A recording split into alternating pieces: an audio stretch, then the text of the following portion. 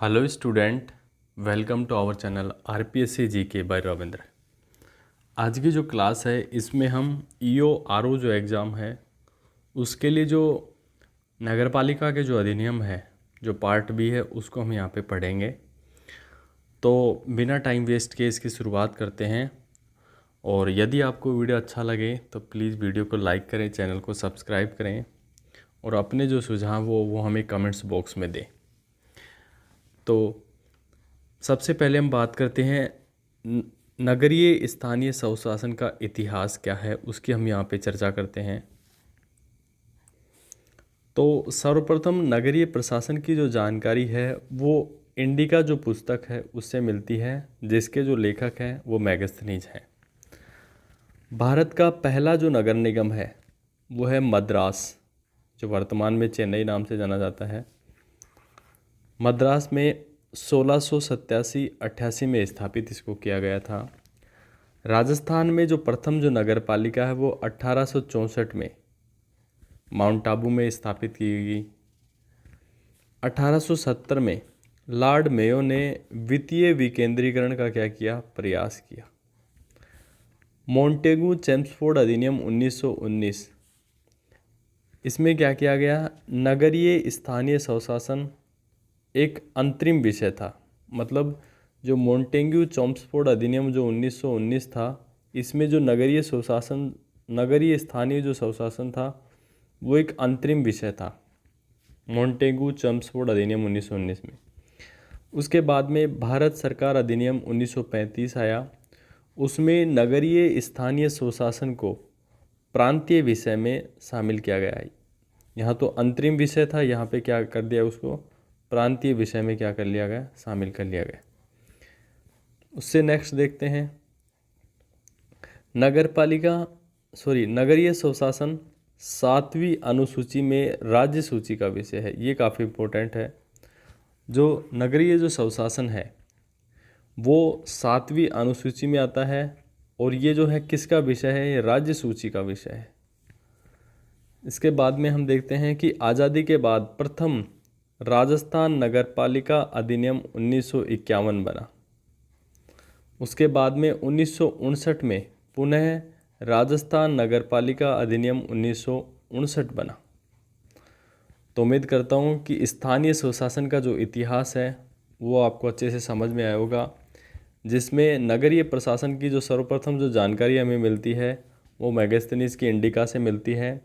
भारत का जो प्रथम जो नगर निगम था वो मद्रास था, जो इसे 1687-88 में स्थापित किया गया।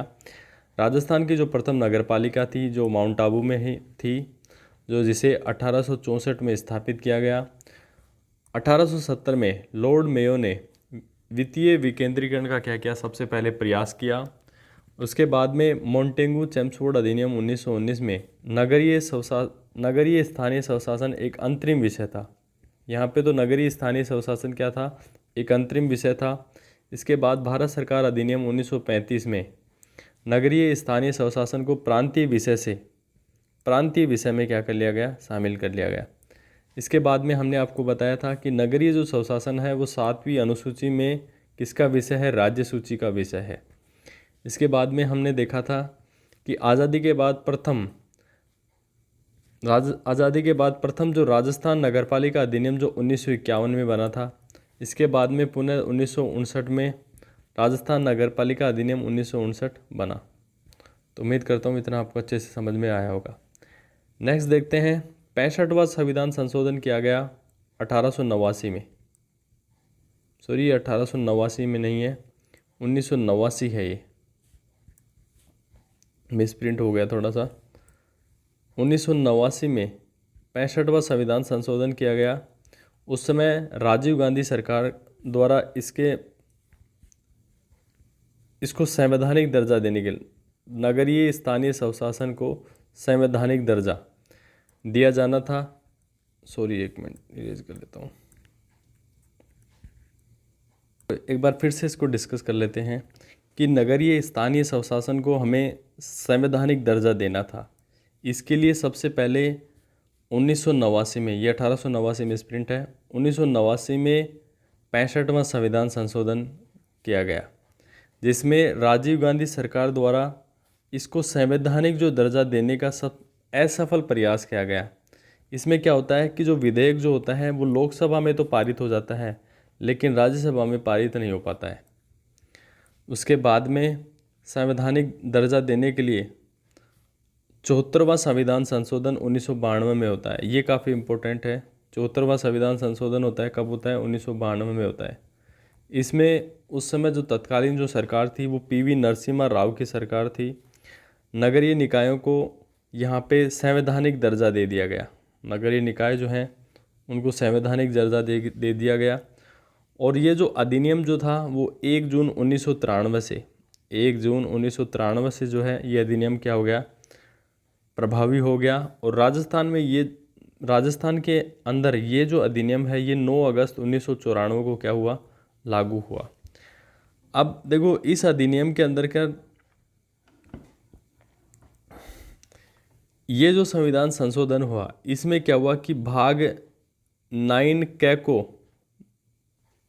मतलब जिसके अंदर नगरपालिका है, इसको जोड़ा गया था।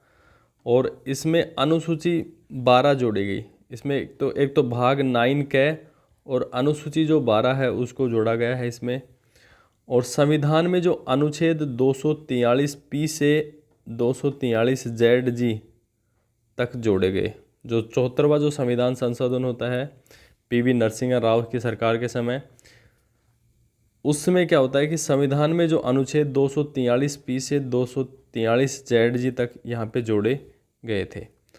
संविधान में नगरपालिका शब्द का अर्थ क्या है इसको हम यहाँ पे डिस्कस करते हैं। तो इससे पहले इसको रिकैप कर लेते हैं एक बार। देखो एक बार मैं इसको इरेज कर देता हूँ। यहाँ पे देखो सबसे पहले 74वां संविधान संशोधन होता है 1992 में, जिसमें क्या होता है कि पीवी नरसिम्हा राव की सरकार यहाँ पे होती है केंद्र में। और जब ये 74वां संविधान संशोधन होता है तो नगरीय जो निकाय हैं इनको संवैधानिक दर्जा दे दिया जाता है। और ये जो अधिनियम जो है ये 1 जून 1993 से क्या हो जाता है? प्रभावी होता है। लेकिन राजस्थान में लागू कब होता है? 9 अगस्त 1994 से लागू होता है। अब ये जो संशोधन हुआ है 74वां, इसके अंदर क्या जोड़ा गया है? एक तो भाग 9 क जोड़ा गया है जिसमें नगर पालिकाएँ हैं, इसको जोड़ा गया है। इसके साथ में अनुसूची 12 जोड़ी गई है। और संविधान में अनुच्छेद 243 पी से 243 जेड जी तक जोड़े गए हैं। तो ये विशेष था जिसमें हम 74वें संविधान संशोधन के अंतर्गत पढ़ते हैं। इसके बाद में हम पढ़ते हैं कि संविधान में नगरपालिकाएं शब्द का जो अर्थ है वो क्या है। नगरपालिकाएं शब्द का अर्थ नगरीय स्थानीय स्वशासन का त्रिस्तरीय ढांचा है। जब भी हम नगरपालिकाएं बोलते हैं तो इसके अंतर्गत हम क्या मान के चल रहे हैं कि नगरपालिका शब्द का जो अर्थ है वो क्या है? नगरीय स्थानीय स्वशासन का त्रिस्तरीय ढांचा है। अब वो 3 स्तर कौन कौन से हैं? एक तो नगर निगम हो गया, नगर परिषद हो गया और नगर पालिका हो गया। तो ये 3 स्तरीय ढांचा जो है इसी को हम संयुक्त रूप से क्या बोलते हैं? नगर पालिका।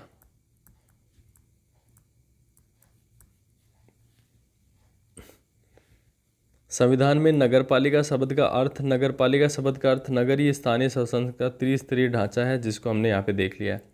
इसके बाद में राजस्थान में कुल जो नगर निकाय हैं वो है 240। राजस्थान में कुल नगर निकाय कितने हैं? 240। राजस्थान में नगर निगम है 210 और नगर जो परिषद हैं वो 36 हैं, जिसमें से 2 नवीनतम हाल ही में गठित हुए हैं। एक है कोटपुतली, दूसरा है कुचामन सिटी। तो दोनों कैसे स्टार्ट होते हैं? कोटपुतली, कुचामन। तो नवीनतम गठित नगर निगम है, नगर परिषद है। नगर निगम 10 हैं, नगर परिषद 36 हैं, जिसमें 2 नवीनतम गठित है, कोटपुतली और कुचामन सिटी। और कुल जो नगर निकाय हैं 240 हैं। अब देखो नगर पालिकाएँ जो हैं राजस्थान में वो 194 नगर पालिकाएँ हैं। अब देखो नगर पालिकाओं को भी 3 श्रेणी में बांटा गया है। अब 194 कैसे हैं? 13 + 58 + 123। तो ये नगर पालिका की श्रेणियां हैं। अब 13 देखो किस हिसाब से हैं। तो जो द्वितीय श्रेणी की जो नगर पालिकाएँ हैं वो कितनी हैं? 13 हैं। तृतीय श्रेणी की जो नगर पालिकाएँ हैं वो कितनी है? 58 हैं। चतुर्थ श्रेणी की जो नगर पालिकाएँ हैं वो कितनी है? 123 हैं। अब देखो चतुर्थ श्रेणी की जो नगर पालिकाएँ हैं, एक बार इसको इरेज कर देता हूँ अपर पार्ट को थोड़ा सा। चतुर्थ श्रेणी की नगर पालिकाएँ जो हैं, पावटा पिरागपुरा जो कोटपुतली के पास है, बस्सी जयपुर, नारायणा जयपुर, ये सभी जयपुर ज़िले में है। इसके अलावा बानसूर, ये चतुर्थ श्रेणी के जो नगर पालिका है उनकी बात कर रहे हैं। बानसूर, लक्ष्मणगढ़, रामगढ़, बड़ौदा मेव, बहादुरपुर, किशनगढ़ बास, निमराना और टपुगड़ा, ये सभी अलवर में है। इसके अलावा मंडावरी और मंडावर जो महुआ दौसा के अंदर है, भोपालगढ़ जोधपुर में है, सर मथुरा और बसेड़ी धौलपुर में है, सपोटरा करौली में है, लालगढ़ और जाटान श्रीगंगानगर में है, सुल्तानपुर कोटा में है, जवाल ये कहाँ पे सिरोही में है, उज्जैन या सीकरी ये भरतपुर में है, बामनवास और बोली सवाई माधोपुर में है, अटरू बारा में है, दादारामगढ़ सीकर में है, उदयपुर वाटी झुंझुनू में है, जायल और बासनी नागौर में और टिब्बी हनुमानगढ़ में। तो ये नवीनतम गठित चतुर्थ श्रेणी की ये नगर पालिकाएँ कहने का मतलब है। नवीन चतुर्थ श्रेणी नगर पालिका में जो नवीनतम जो गठित जो चतुर्थ श्रेणी की जो नगर पालिकाएँ हैं वो हाल ही में ये गठित हुई है। तो उम्मीद करता हूँ ये आपको फैक्ट आपको मेमोराइज करने और कुछ भी नहीं करना है। जो राजस्थान में नगर परिषद हैं वो कितने हैं? 36 हैं। जिला मुख्यालयों से भिन्न नगर परिषद कुल कितनी है? 10 है। मतलब 10 तो जिला मुख्यालय हैं जहाँ पे नगर परिषद है। इसके अलावा 10 वो कौन सी जगह हैं जहाँ पे नगर परिषद है? तो एक तो ब्यावर और किशनगढ़ ये अजमेर में है, यहाँ पे भी नगर परिषद है। मकराना और कुचामन सिटी यहाँ पे भी नगर परिषद है, ये नागौर में है। सुजानगढ़ यहाँ पे भी नगर परिषद है, चूरू में है ये। कोटपूतली यहाँ पे भी नगर परिषद है, जयपुर में है। भिवाड़ी यहाँ पे भी नगर परिषद है, अलवर में है। हिंडौन सिटी यहाँ पे भी नगर परिषद है, करौली में है।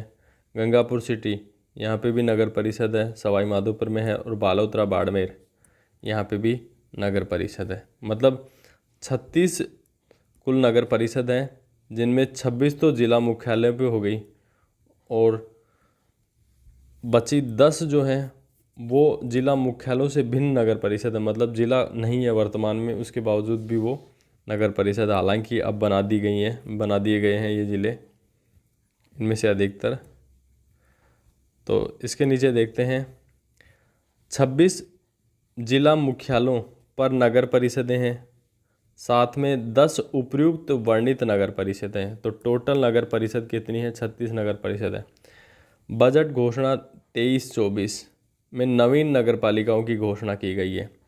अब वो नवीन नगर पालिकाएँ कौन सी है? रैनी राजगढ़ लक्ष्मणगढ़, मुंडावर मालाखेड़ा अलवर में है, रायपुर सहाड़ा भीलवाड़ा में है, हिंडोली बूंदी में, बसवा बांदीकुई रामगढ़ पचवारा लालसोट दौसा में है, दूदू जयपुर में है, आहोर जालोर में है, शेरगढ़ बाप जोधपुर में है।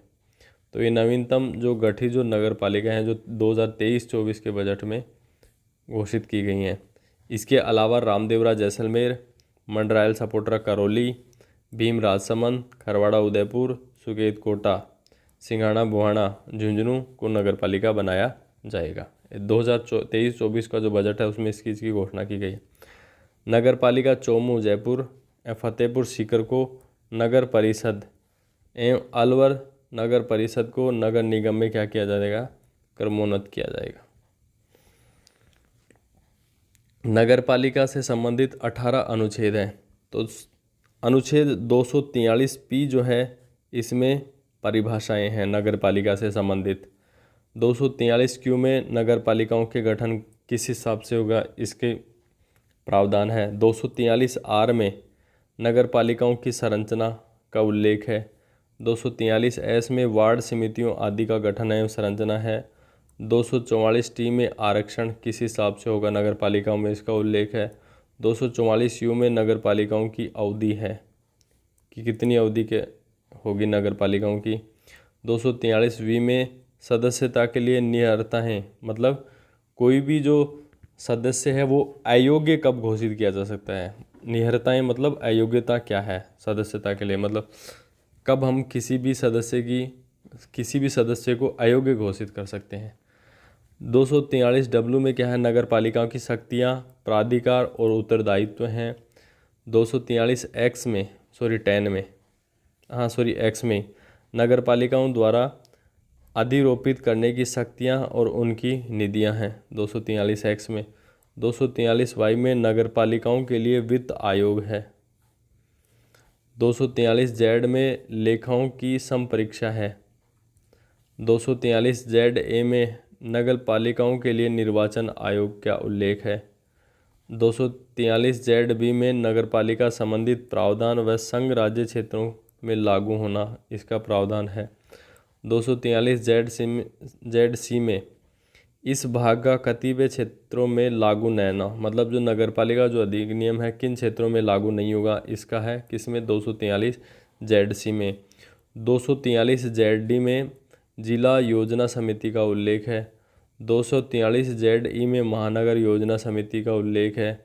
243 जेड एफ में विद्यमान विधियों और नगर पालिकाओं का बना रहना इसका उल्लेख है। 243 जेड जी में निर्वाचन संबंधी मामलों में न्यायालयों के हस्तक्षेप का क्या है वर्णन है। अब देखो नगर पालिका के कानून जो है हमने आपको पहले ही बताया था, तो राजस्थान नगर पालिका जो अधिनियम है 1951 में आया। इसके बाद में 1959 में आया राजस्थान नगर पालिका अधिनियम। इसके बाद में राजस्थान नगर पालिका अधिनियम 1994 में आया। इसके बाद 2009 में आया। इसके बाद में कुछ कानून है। राइट टू रिकॉल कानून 2009 में ये पारित हुआ। राइट टू रिकॉल कानून संशोधन कब हुआ? 2011 में हुआ। जो राइट टू लिटिगेशन जो पॉलिसी है, राजस्थान स्टेट लिटिगेशन पॉलिसी, ये राजस्थान में 2011 में क्या होती है? लागू होती है। अब देखो नगरीय स्वशासन व्यवस्था किस हिसाब से है राजस्थान में, उसको हम देखते हैं। राजस्थान में नहीं, किस हिसाब से नगरीय स्वशासन व्यवस्था किस हिसाब से होगी वो हम यहाँ पे देखते हैं। सबसे पहले आबादी। नगर निगम राजस्थान में कितने हैं? 10 हैं। और नगर निगम बनने के लिए क्या प्रावधान है? 5 लाख से 1 करोड़ तक आबादी वाले जो शहर होंगे उसमें नगर निगम होगा। तो राजस्थान में नगर निगम कितने हैं? 10 हैं। इसके बाद में दूसरा है नगर परिषद। तो राजस्थान में 36 नगर परिषद हैं। इसमें 26 तो जिला मुख्यालयों पर हैं और 10 इसके अतिरिक्त हैं। तो नगर परिषद के लिए क्या प्रावधान है? 1 लाख से 5 लाख तक आबादी वाले जो शहर होंगे वहाँ पे नगर परिषद होगी। इसके बाद में नगर पालिका कितनी है? 194 है। इसके लिए क्या प्रावधान है? 20,000 से 1 लाख तक आबादी वाले जो शहर होंगे वहाँ पे नगर पालिका हो सकती है।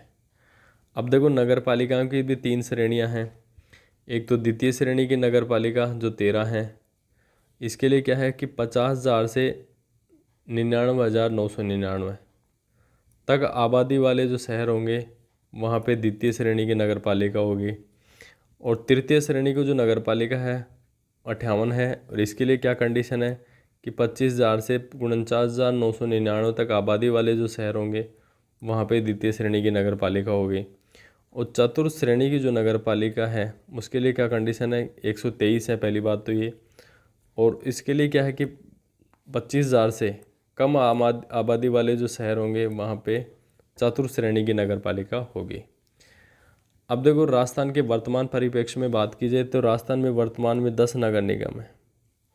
अजमेर जो नगर निगम है राजस्थान का सबसे पुरानी स्थानीय नगर निगम है, जिसकी स्थापना 1866 में हुई थी। सबसे पुराना जो नगर निगम कौन सा हो जाएगा? अजमेर नगर निगम। स्थापना कब हुई? 1866 में हुई। 7वां जो नगर निगम था 13 जून 2014 को भरतपुर नगर निगम बना। और अक्टूबर 2019 में, एक मिनट इसको रेज कर लेते हैं। 7वां जो नगर निगम जो बना वो कब बना? 13 जून 2014 को बना। 13 जून 2014 को बना। लेकिन अक्टूबर 2019 में जयपुर, जोधपुर और कोटा में एक एक और नगर निगम बनाए गए। मतलब पहले इनमें एक एक था, अब इनको 2-2 में कन्वर्ट कर दिया गया। तो 7 और इनमें एक एक बढ़ गया तो 3-10 हो गए। अब 10 नगर निगम किस हिसाब से हैं वो यहाँ पे हम एक एक का नाम पढ़ के देखते हैं कि कौन कौन से नगर निगम हैं 10। सबसे पहले और सबसे पुराना जो नगर निगम है वह अजमेर नगर निगम, स्थापना 1866 में। दूसरा है बीकानेर नगर निगम। तीसरा है जयपुर नगर निगम ग्रेटर। देखो ये दो हैं, जयपुर नगर निगम हेरिटेज, तो जयपुर में ये दो हो गए। जोधपुर नगर निगम उत्तर और जोधपुर नगर निगम दक्षिण, ये दो हो गए। कोटा नगर निगम उत्तर और कोटा नगर निगम दक्षिण, ये दो हो गए। इसके अलावा उदयपुर नगर निगम और भरतपुर नगर निगम। तो इस हिसाब से राजस्थान में कितने नगर निगम हैं? 10 नगर निगम हैं। नेक्स्ट है कि राजस्थान में जो नगरीय स्थानीय स्वशासन का जो त्रिस्तरीय ढांचा है, उसके विभिन्न पद जो हैं उसमें क्या क्या प्रावधान है। जैसे एक तो है नगर पालिका, त्रिस्तरीय ढांचा के अंदर एक है नगर परिषद, एक है नगर निगम। तो नगर पालिका का जो राजनीतिक अध्यक्ष जो होता है ना, उसको बोलते हैं चेयरमैन। तो ये भाई नगर पालिका का चेयरमैन है। जबकि नगर परिषद में जो राजनीतिक जो अध्यक्ष होता है उसको बोलते हैं सभापति। और नगर निगम में इसको मेयर या महापौर कहा जाता है, मेयर या महापौर। देखो नगर पालिका और नगर निगम, नगर परिषद में जो अध्यक्ष का जो चुनाव होता है वो प्रत्यक्ष होता है, यहाँ पे भी प्रत्यक्ष होता है। लेकिन नगर निगम में जो अध्यक्ष का जो चुनाव होता है वो अप्रत्यक्ष रूप से होता है। मतलब जो पार्षद जो होते हैं वो खुद में से चुनते हैं। देखो नगर पालिका जो होती है, इसका जो प्रशासनिक जो अध्यक्ष होता है वो अधिशासी अधिकारी या ईओ होता है। और नगर परिषद में इसको बोलते हैं आयुक्त, प्रशासनिक अधिकारी को। और नगर निगम में ये जो प्रशासनिक जो अधिकारी होता है इसको बोलते हैं मुख्य कार्यकारी अधिकारी। इसके अंदर जो नगर पालिका है, नगर परिषद और नगर निगम, तीनों में जो वार्ड का जो सदस्य होता है ना, उसको बोलते हैं पार्षद। तो नगर पालिका में भी पार्षद, नगर परिषद में भी पार्षद और नगर निगम में भी पार्षद। अब देखो नगर पालिका और नगर निगम और नगर परिषद तीनों का जो कार्यकाल होता है वो 5 वर्ष होता है। तो नगर पालिका का कार्यकाल कितना? 5 वर्ष। नगर निगम का कार्यकाल कितना? 5 वर्ष। नगर परिषद का नगर निगम का कार्यकाल कितना? 5 वर्ष। अब देखो न्यूनतम वार्ड पहले जो थे वो 13 हो सकते थे, लेकिन संशोधन के बाद में अब इनको 20 कर दिया गया। तो नगर पालिका, नगर निगम और नगर परिषद तीनों में न्यूनतम जो वार्ड हैं पहले 13 थे, अब संशोधन के बाद में 20 कर दिए गए। अब देखो नगर पालिका जो सदस्य जो बनने की जो न्यूनतम जो आयु है, नगर पालिका, नगर परिषद और नगर निगम, इसका जो सदस्य बनने की जो न्यूनतम आयु है वो क्या है? 21 वर्ष है। तीनों के लिए 21 वर्ष है, इसके लिए भी 21 वर्ष, नगर निगम के लिए भी 21 वर्ष। तो उम्मीद करता हूँ इतना आपको समझ में आ रहा होगा। एक आता है नगर विकास प्राधिकरण। जैसे आपने पढ़ा जयपुर विकास प्राधिकरण, जोधपुर विकास प्राधिकरण। तो वर्तमान में राजस्थान में 3 नगर विकास प्राधिकरण हैं, जयपुर विकास प्राधिकरण, जोधपुर विकास प्राधिकरण और अजमेर विकास प्राधिकरण। जयपुर विकास प्राधिकरण की स्थापना 1982 में, जोधपुर विकास प्राधिकरण 2008-9 में और अजमेर विकास प्राधिकरण 2013-14 में।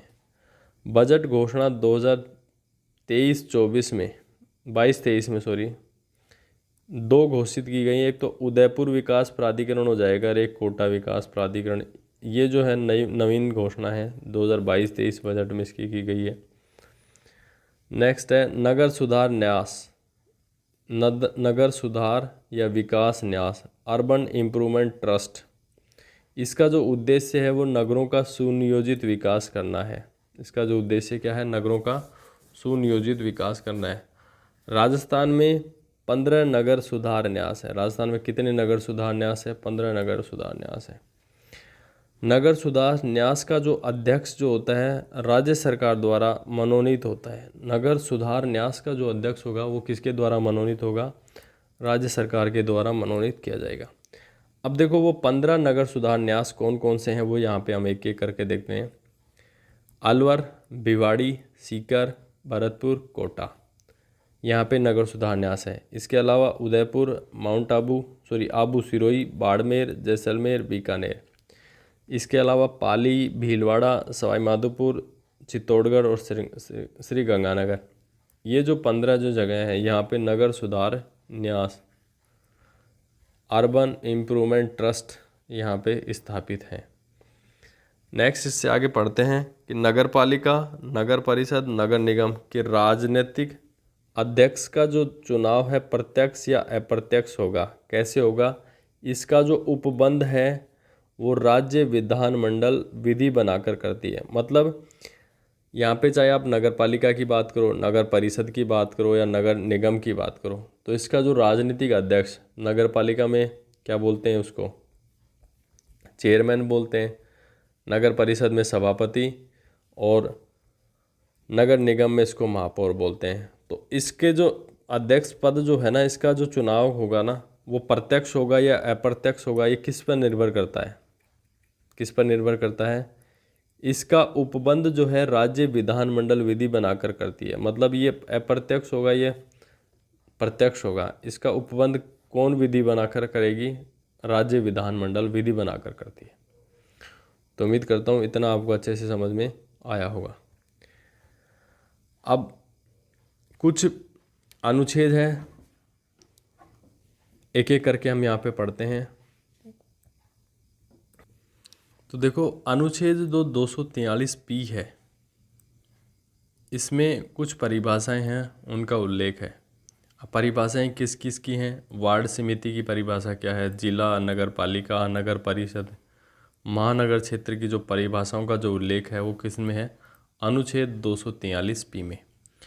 अब देखो, महानगर क्षेत्र की बात की जाए अगर, तो 10 लाख या अधिक आबादी वाला जो क्षेत्र होगा वो महानगर क्षेत्र होगा। 10 लाख या अधिक आबादी वाला जो क्षेत्र होगा वो क्या होगा? महानगर क्षेत्र होगा। अब देखो, महानगर क्षेत्र के अंतर्गत क्या होगा कि राज्यपाल द्वारा अधिसूचना से महानगर क्षेत्र के रूप में इसको क्या किया जाएगा? विनिर्दिष्ट किया जाएगा। मतलब इसकी दो कंडीशन हो गई, एक तो 10 लाख या इससे अधिक आबादी वाला क्षेत्र होना चाहिए, दूसरा क्या कंडीशन होगी? राज्यपाल द्वारा अधिसूचना से महानगर क्षेत्र को क्या किया जाएगा? विनिर्दिष्ट किया जाएगा। अब देखो, नगर क्षेत्र का दर्जा की शर्तें, मतलब नगर क्षेत्र का दर्जा कब मिलेगा आपको? नगर क्षेत्र की बात करें, महानगर की तो कंडीशन हमने देख ली। इसमें देखो 5000 से अधिक जनसंख्या होनी चाहिए। नगर क्षेत्र का दर्जा आपको चाहिए तो 5000 से अधिक क्या होनी चाहिए? जनसंख्या होनी चाहिए।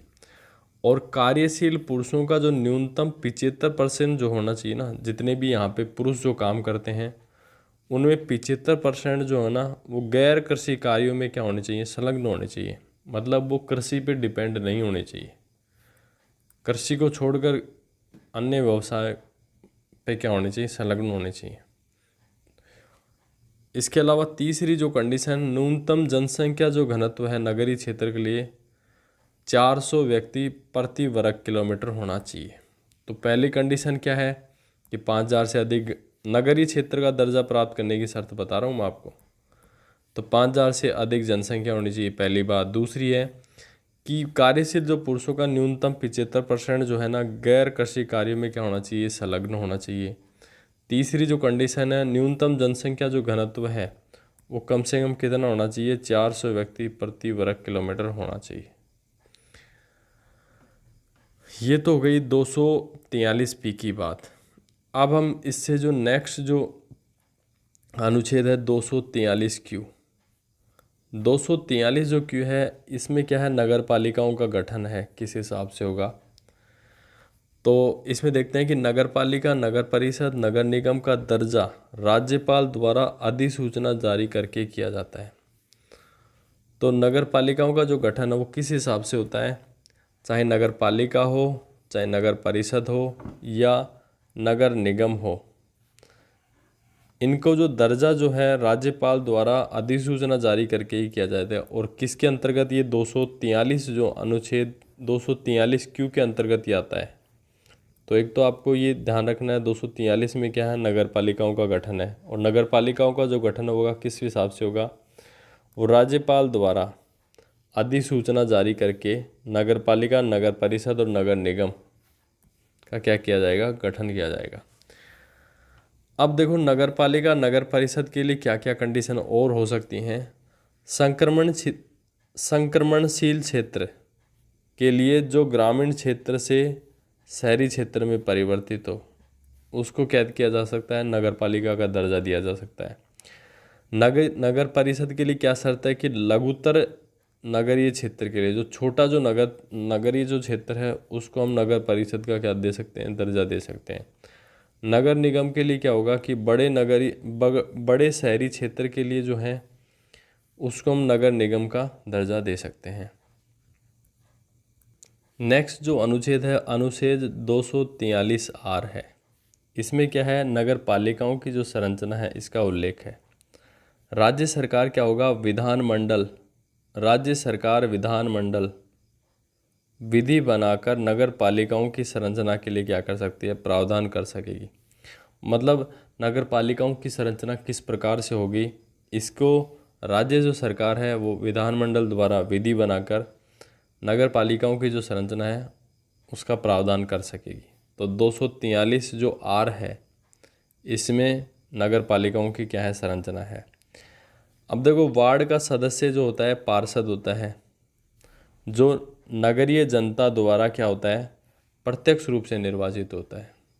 तो संरचना के अंतर हम देख रहे हैं कि जो वार्ड का जो सदस्य जो होता है ना उसको बोलते हैं पार्षद। जो नगरीय जनता जो होती है उसके द्वारा क्या होता है, प्रत्यक्ष निर्वाचित होता है, मतलब जनता खुद डायरेक्ट वोट डालती है।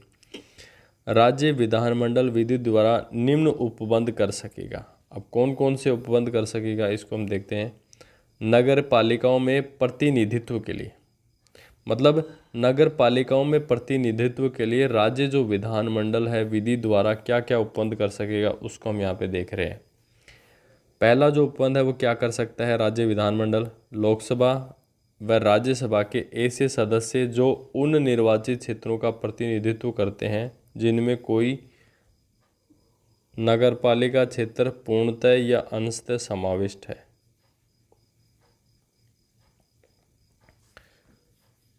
दूसरा है राज्यसभा व राज्य विधान परिषद के ऐसे सदस्यों को जो उस नगरपालिका क्षेत्र के भीतर मतदाता सूची में क्या हो, पंजीकृत हो, उनको क्या कर सकता है, नगर पालिकाओं में प्रतिनिधित्व के लिए क्या कर सकता है, राज्य जो विधानमंडल है वो विधि बनाकर उपबंध कर सकता है कि मतलब वे भी एलिजिबल हैं। नगर पालिका प्रशासन का विशेष ज्ञान या अनुभव रखने वाले व्यक्तियों को मत का अधिकार नहीं। नगर पालिका प्रशासन का विशेष ज्ञान या अनुभव रखने वाले व्यक्तियों को मत का अधिकार नहीं है। अनुच्छेद 243(s). नेक्स्ट जो हमारा जो अनुच्छेद है वो है अनुच्छेद 243(s) के अधीन गठित समितियों के अध्यक्षों को क्या कर सकता है, नगर पालिकाओं के प्रतिनिधित्व के लिए क्या कर सकता है, राज्य विधानमंडल विधि बनाकर उपबंध कर सकती है। अब देखो अनुच्छेद 243(s) वार्ड समितियों आदि का गठन व संरचना के बारे में है। इसमें अनुच्छेद 243(s) इसमें क्या है, वार्ड समितियों आदि का गठन और संरचना का क्या है, उल्लेख है। सबसे पहले बात करते हैं वार्ड समिति। 3 लाख या अधिक जनसंख्या वाले नगर पालिकाओं के क्षेत्रों में एक या एक से अधिक वार्डों को मिलाकर वार्ड समिति का क्या होगा, गठन होगा। मतलब वार्ड समितियों का जो गठन एवं संरचना का जो उल्लेख है वो कौन से अनुच्छेद में है, 243(s) में है। अब 243(s) में भी और भी क्या विशेष बात है कि वार्ड समितियों आदि का गठन व संरचना 243(s) में है। अब वार्ड समितियों का देखो गठन किस हिसाब से होगा, 3 लाख या अधिक जनसंख्या वाली नगर पालिकाओं के क्षेत्र में एक या एक से अधिक वार्डों को मिलाकर क्या किया जाएगा, वार्ड समितियों का गठन किया जाएगा। नेक्स्ट देखते हैं कि राज्य विधानमंडल विधि बनाकर वार्ड समितियों की संरचना, क्षेत्र एवं पदों को भरने के संबंध में उपबंध करेगी। जो राज्य विधानमंडल है वो विधि बनाकर क्या करेगी, वार्ड समिति की संरचना, क्षेत्र और पदों को भरने के संबंध में क्या कर सकती है, उपबंध कर सकती है। जैसा कि हमने आपको पहले भी बताया था कि 243 जो टी है ये नगर पालिकाओं में आरक्षण से संबंधित है। नगरीय संस्थाओं में एससी व एसटी को उनकी जनसंख्या के अनुपात में क्या आरक्षण दिया जाएगा। दूसरी चीज़ है, सभी वर्गों की महिलाओं को नगरीय संस्थाओं में सभी पदों पर 33% आरक्षण का प्रावधान है। बिल्कुल सही बात। नगर पालिकाओं के अध्यक्ष पद एससी एसटी महिलाओं के लिए भी क्या होगा, आरक्षित होगा।